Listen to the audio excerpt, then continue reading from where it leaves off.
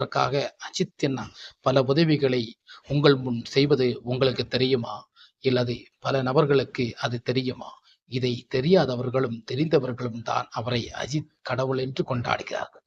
இதுதான் நான் ஆரம்பத்திலே ஒரு கருத்தை அதாவது அஜித்தை கடவுள் என்று சொல்வது சும்மா அல்ல.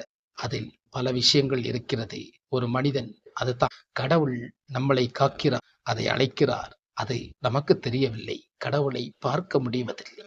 இதைப்போல்தான் ஒரு மனிதன் உதவி செய்வதும் நமக்கு தெரிவதில்லை. அதையும் நீங்கள் அழைக்கவும் முடியாது. அதையும் கடவுள் பார்த்து கொண்டிருக்கிறார்.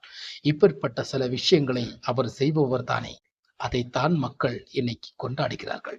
இதற்கு எதிரணி ரசிகர்களுக்கு பொறாமை கொடுக்கலாம். அவரை பிடிக்காத நபர்களுக்கு பொறாமை எடுக்கலாம். இதைப்போல் உங்களுக்கு இருக்கிறதுனால அஜித் மீண்டும் வந்து குரல் கொடுப்பாரா? இல்லை. அவர் பாட்டுக்குத்தான் அவர் இருப்பார் என்பதை நீங்கள் மீண்டும் புரிந்து கொள்ளுங்கள்.